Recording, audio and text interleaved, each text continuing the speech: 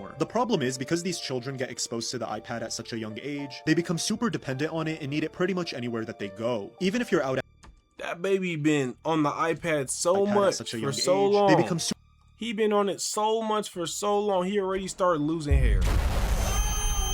He already aged. That's how long he been an iPad baby already.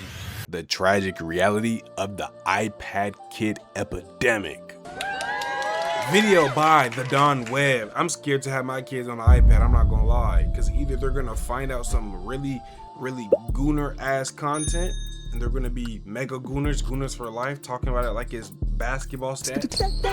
Or because they gonna fall into a rabbit hole of being a weird motherfucker, watching animals die and all this and that, and they might shoot up a school.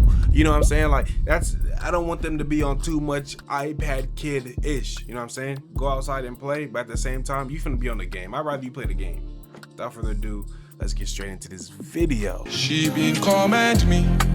We are a family of 6 and we are raising a bunch of iPad kids. Addiction was just too strong. He didn't care for anything else in this world besides the iPad, and I just felt like I was losing my son day by day. You have school tomorrow, Agent. You have school tomorrow. No, hell no. No, you're not doing that. You're not doing that. Time for bed. No, not going to bed. No. Oh, come on.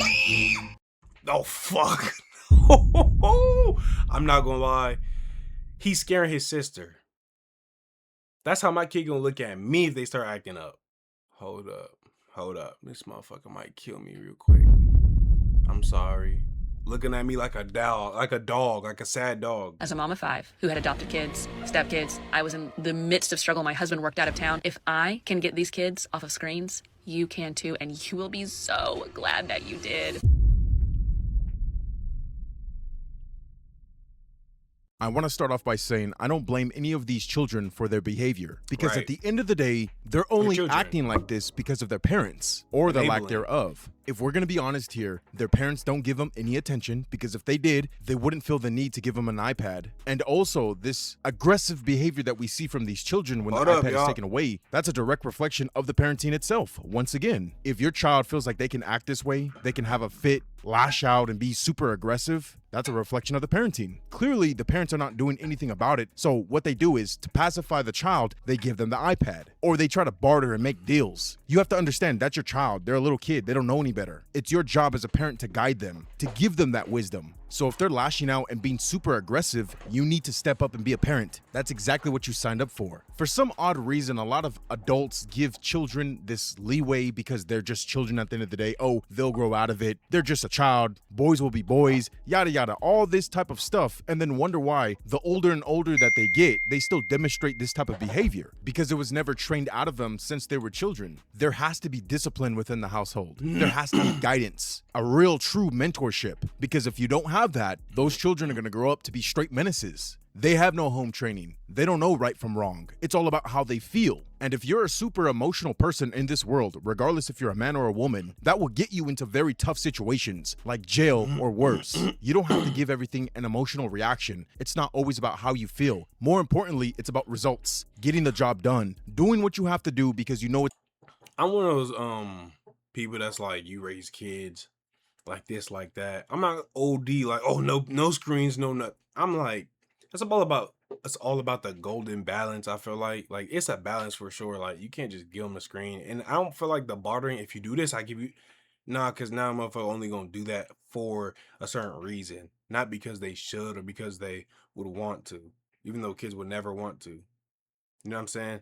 But I feel like more of talking. Like, I'm not talking to my kids as a kid. I'm talking to them as an adult. I know people say that a lot, but like, just more regular emotional. See my real regular emotions. I feel like that helps more than if you do this, you get this.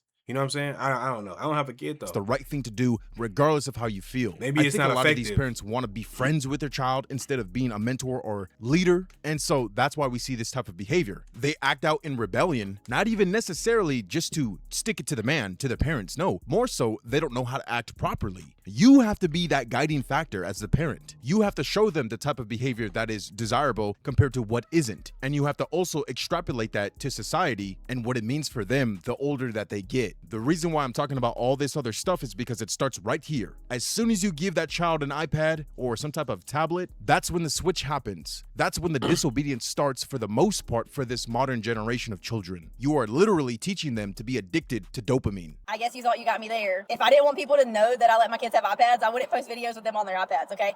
So yeah, if that means that I raised 3 iPad kids, sure. They don't get their iPads whenever they're at home unless they are doing their schoolwork on it. But it doesn't really matter either way. I could let them have their iPads 24/7, and guess what? That's me. I'm their mama. I can do that. That's part of being a parent. You can do whatever you want to do, and it really doesn't matter what anybody else says, thinks, or does. But you're saying that, but actively you're doing the response like you're defending yourself. You care. You don't act like you don't care. You're like, actually, I don't really care. But when they're at home, they don't have the iPads and they don't touch the iPads. They don't even want the iPads if I let them have it, but I could let them have it. Nah, you're doing, you know what I'm saying? Like, just, it's what it is what it is. But yeah, I guess you got me there.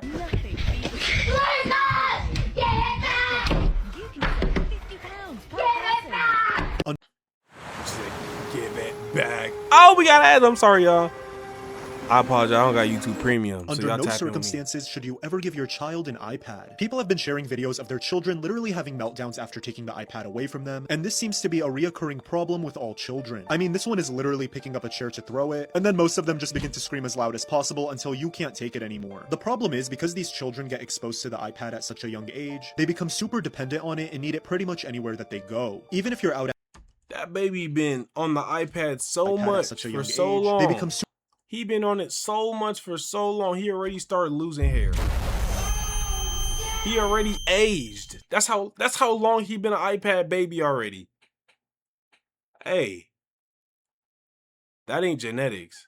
Super dependent on it and need it pretty much anywhere that they go. Even if you're out at dinner at a nice restaurant, the child cannot enjoy themselves because they're constantly used to having the screen in their face. And because this is literally happening to every single child, many people in the comments are saying that they would never give their kid an iPad. But the way that I see it, there is definitely some balance to it. I mean, being an iPad kid is almost the same thing as having your child watch Miss Rachel or Cocomelon, even though she's way more educational. But regardless of what's on the screen, it's been scientifically proven that having a screen in their face is not good for their development. But the unfortunate truth is that sometimes parents just need a break, and one of the easiest ways to do that is to shove a $500 Apple product in their face.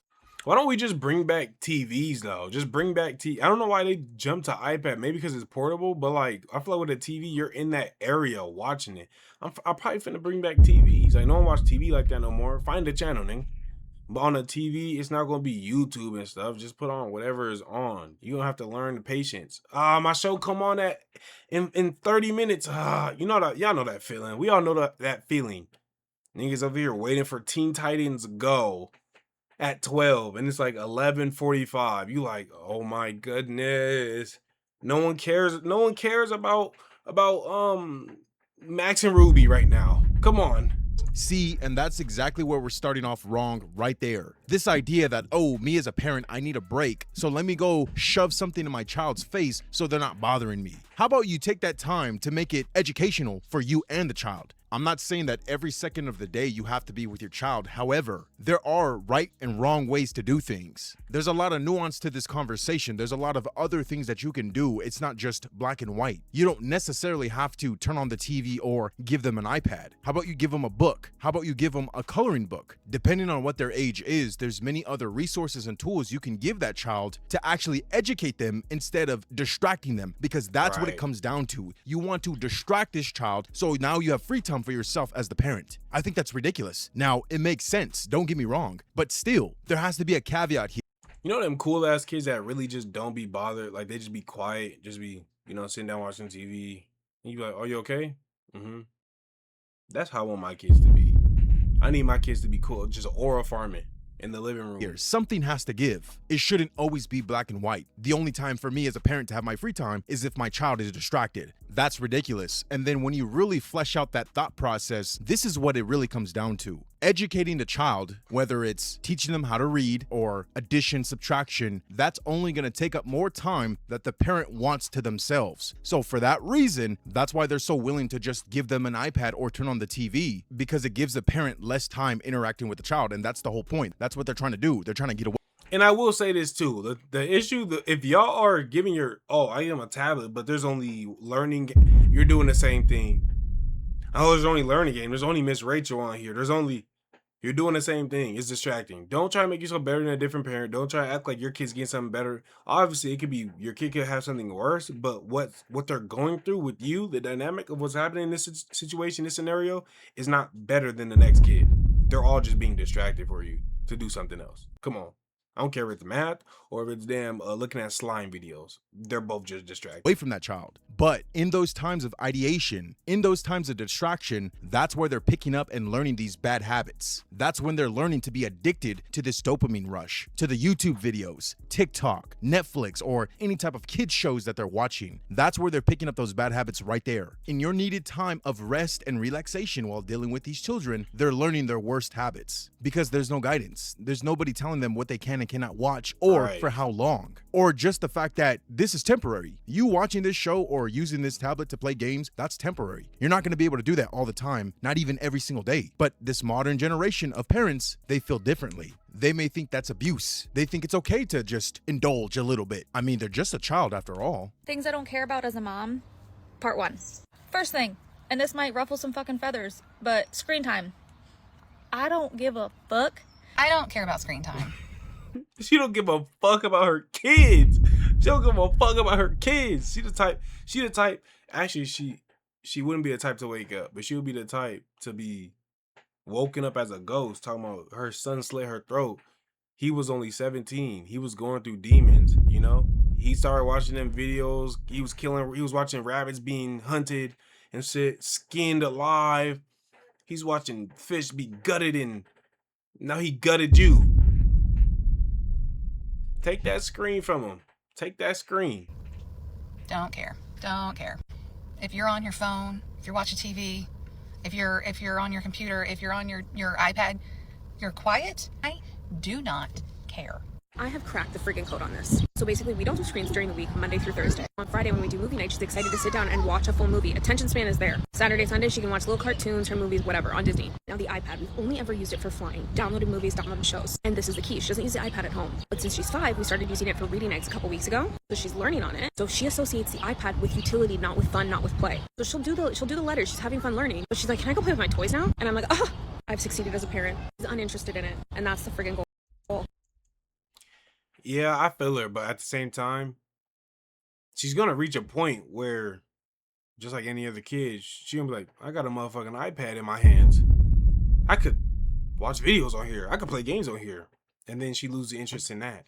Like, I feel her, and that is like a goal, but at the same time, it's like that for a lot of people. iPad kids aren't born iPad kids. It's when they hit the realization. Some kids get it earlier, some kids get it later.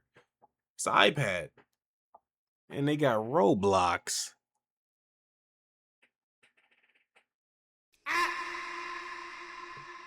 Keep y'all kids off of Roblox. Utility over play. So now you see, the reason why the illiteracy rates are so high in America is because of parents just like this. This is the culture. It doesn't just have to do with America. I would say any Western societies, Western countries that have this indoctrination of freedom of expression and to do whatever you want, when you want, because it's all based on how you feel. That's how we get to here. When there's no true leadership, there's no discipline, there's no purpose or point of doing anything, there's no expectations, there's no standards. It all comes down to how we feel. That mother in the second video, she's raising her children to be fat, lazy, and antisocial. Is that a world that you want to live in? And there's nothing you can really say. I mean, at the end of the day, she's the mother.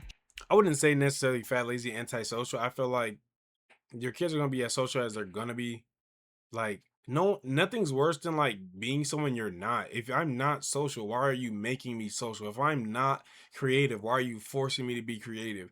Like, there's a line that you probably shouldn't cross, because then you're just making your kids something that they're not. I do agree with wanting them to do these things and like always pushing them towards, like, you know what I'm saying, like better things, regular things that people should be going through. But at the same time, if I'm a little bit more lazy, or like I woke up at 7 a.m., 5 a.m. because school started at 7. And I took the bus or whatever for 9 months. And then 2 months out of my school year, I wanted to 2.5 months out of my school year, I wanted to what's it called? Like wake up late. That's a bad thing. That's not making me lazy. I was just did school for 9 months straight. Like, come on. You know what I'm saying? Like, I don't agree with that stuff. But the screen time thing, yeah, that's more insane. Rotting in bed all day, now a few days. Sometimes I'd be like, all right, go get what's it called? Because you are gonna be fat. You are gonna, you know what I'm saying, eating snacks. Yeah, you're gonna go to the next school year, niggas not gonna recognize you. She thinks that's acceptable, and technically, she's not doing anything wrong. Just the way that they grow up is gonna be severely stunted, but besides all that, I mean, she's not doing anything wrong. I really want you to think about this for a second. In the most prime developmental years of these children's lives, I just don't see it like they're able to just be a slug, a sloth, no responsibility, no expectation. I feel like as a kid, laziness only corresponds with your responsibility at the time. If I'm a kid, how am I lazy because I don't have as much as you? Like as an adult, I want my rest days, I want my lazy days. It's cool to say that, but as a kid, you can't have that because you're in your developmental years. Nah, I don't like that. Because as a kid, nigga, I just woke up all year. I just did schoolwork. I did this, I did that, I did sports. I might still be doing sports. I have clubs. Let me take a damn break. A little bit. Let me wake up late some days. Let me stay up late some days, you know?